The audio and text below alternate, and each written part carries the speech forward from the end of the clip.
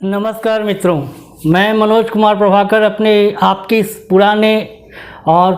आपके बीच में काफ़ी लोकप्रिय अपने इस YouTube चैनल गुरु मैटिवाणी पर आप सभी का हार्दिक अभिनंदन करता हूं। मुझे खेद है मित्रों कि मैं आपके बीच पे नियमित रूप से नहीं आ सका, और जब मैं YouTube पर आना बंद किया था तब उस समय आप सदस्यों की संख्या लगभग 500 के करीब थी। आज वो हज़ारों में है, और आपका ये स्नेह और प्यार जो मुझे बराबर मिल रहा है, उन सब के लिए मैं आप सभी का एक बार फिर से आभार प्रकट करता हूँ। मित्रों, आज मैं आप सबको ये माइग्रेन के बारे में बताना चाहता हूँ। आपने पीछे बोर्ड पर देख रखा है, माइग्रेन के बारे में चर्चा करना चाहता हूँ। माइग्रेन मस्तिष्क में होने वाला वह रोग है जिसे हिंदी में आधे सीसी, देहाती भाषा में अधकपारी और हेमिक्रेनिया, जिसको कि आप देख सकते हैं, मैंने यहाँ लिखा है कि यहाँ माइग्रेन, जिसको कि हेमिक्रेनिया भी कहते हैं, इस नाम से हम इसको जानते हैं। मित्रों, ये मूल रूप से जो युवावस्था में समटाइम्स जैसे सूर्योदय के बाद जो लोग उठने वाले हैं, उन लोगों को ये बीमारी ज़्यादातर होती है। और उसमें भी कुशाग्र बुद्धि के जो लोग होते हैं, जिनकी मस्तिष्क क्षमता जो है सो बहुत तेज़ होती है, किसी भी विषय को वो आसानी से समझ लेते हैं, और अधिकांश रूप से ऐसा होता है कि वो लेट नाइट तक पढ़ाई लिखाई करने में व्यस्त रहते हैं, और इसके कारण वो सुबह में जो है सो लेट से उठ पाते हैं। तो वैसे लोगों को सूर्योदय के बाद जब सूर्य की रेज जब मस्तिष्क पर पड़ती है, जिसके परिणाम स्वरूप जो है मस्तिष्क में कुछ केमिकल चेंजेज होता है, जिसके कारण जो है सो ये रोग होता है। अब इस रोग के होने के बाद होता क्या है, लोगों में वोमिटिंग टेंडेंसी, इसके साथ साथ जो है सो कमजोरी, चिड़चिड़ापन, किसी भी थोड़ी सी आवाज़ सुनना, और उसके बाद जो है सो बेचैन हो जाना, उस पर गुस्सा प्रकट करना। और ख़ास करके आप देखेंगे कि महिला या पुरुष जो भी व्यक्ति इस रोग से ग्रसित होते हैं, उनको जो है आप थोड़ा सा शोरगुल होगा, अगर टीवी उनके पसंद का नहीं होगा, उस पर प्रोग्राम पसंद का नहीं आ रहा है, या किसी प्रोग्राम को देखने में मशगूल है, उसके बाद जो है अगर किसी ने आके बीच में इनको इंटरप्ट कर दिया तो बहुत तेज़ी से गुस्सा होते हैं। और आपको यहाँ भ्रमित करेगा कि ये, हालांकि ये रोग किसी को भी हो सकता है, लेकिन आपको लगेगा कि जैसे कि वो पित्त प्रकृति के व्यक्ति, इस तरह से वो चिड़चिड़ा करके गुस्सा करेंगे। खैर, अब यहाँ पर मैं आपको एक चीज़ बताना चाहता हूँ कि इसमें जब आप इसका पैथोलॉजिकल टेस्ट कराएंगे, तो उसमें आप जब TCDC कराएंगे, तो TCDC में आपको एस्नोफिल जो है वो थोड़ा बढ़ा हुआ मिलेगा, नंबर 1। नंबर 2 कि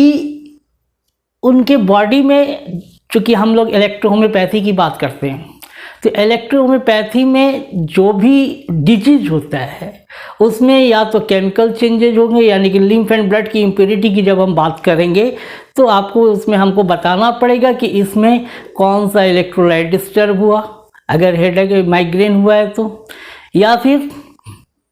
उसमें कौन सा हार्मोन चेंज हुआ, बॉडी में कौन सा केमिकल चेंज हुआ, यानी कि लिम्फेटिक सिस्टम तो हमको बताना ही पड़ेगा। तो मैंने आपको सबसे पहले ब्लड के बारे में बताया कि इसमें जब आप ब्लड टेस्ट करेंगे तो उसमें एस्नोफिल जो है सो बढ़ा हुआ मिलेगा। अब नंबर 2 पर आते हैं। तो नंबर 2 पर मैंने देखिए यहाँ पर लिखा है कि इलेक्ट्रोलाइट में क्या होता है कि या तो उसमें लो ऑफ सोडियम होगा, तो लो ऑफ सोडियम का मतलब जिसके कारण हाइपोनेट्रेमिया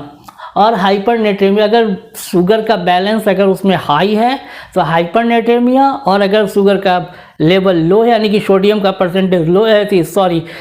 शुगर का परसेंटेज है, तो शुगर कह रहा हूँ बार बार, सोडियम का परसेंटेज अगर लो है तो हाइपोनेट्रेमिया, और अगर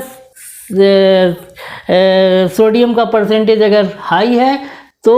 हाइपरनेट्रेमिया के रूप में जो है हम इसको जानेंगे। अब इसी तरह से जब आपका हार्मोनल चेंज, यानी कि केमिकल चेंजेज होता है, यानी केमिकल चेंजेज मतलब कि सेरोटोनिन या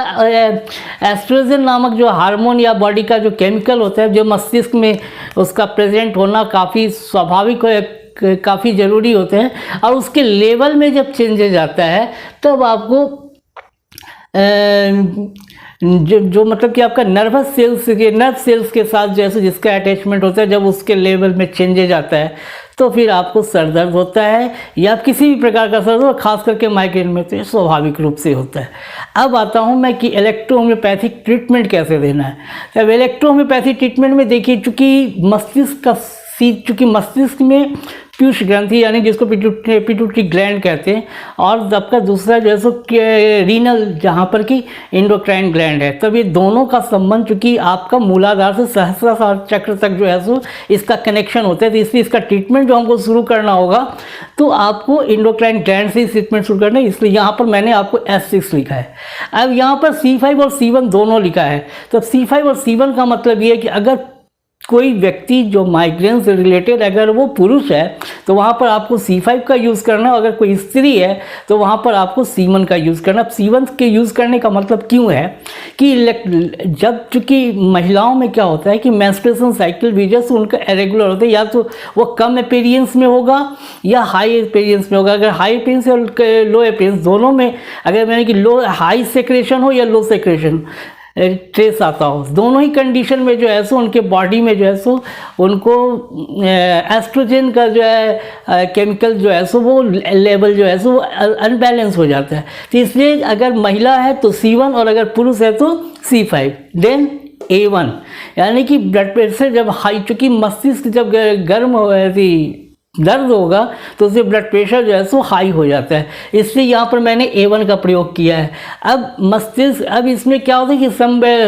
सम टाइप्स ऑफ इन्फेक्शंस भी आपको बॉडी में चूँकि जो है सो आपको आ सकते हैं। तो इन्फेक्शन को कंट्रोल करने के लिए आपको यहाँ पर मैंने भरबन, उसके बाद लिम्फेटिक सेक्रेशन को कंट्रोल करने के लिए लिम्फन और वेनरल, चूँकि आपको मैंने कहा कि शुरुआत में मैंने कहा कि इसको एंडोक्राइन ग्लैंड से हमको रिलेटेड करके ट्रीटमेंट स्टार्ट करना होगा, इसलिए यहाँ पर मैंने वेनवन का रखा है। अब इनका 30 डाइल्यूशन या 1 m डाइल्यूशन, ये दोनों में से कोई भी ले सकते हैं, या जो हमको ईजिली हमको सब अवेलेबल हो उसको हम यूज़ कर सकते हैं। अगर 30 डाइल्यूशन लेंगे तो हम उसको डेली 2 घंटे पर या दिन भर में 4 से 6 बार 8 बार भी ले सकते हैं, या घंटे अगर बहुत ज़्यादा दर्द है तो हर घंटे दे सकते हैं, आधे घंटे पर दे सकते हैं। और अगर 1 m है तो आप डेली या फिर सप्ताह में 1 से 2 बार इस तरह से करके आप इसका अकॉर्डिंग टू डिजीज़ आप प्रयोग कर सकते हैं। इसके साथ इसमें आप WE और GE का जो है सो D3 में आप प्रयोग करेंगे, बेहतर रिजल्ट मिलेगा। अब इसके साथ साथ इसको में आपको करना क्या है कि WE और GE इसके साथ में आप लिख सकते हैं, आप F2C5 का भी जो है सो प्रयोग कर सकते हैं।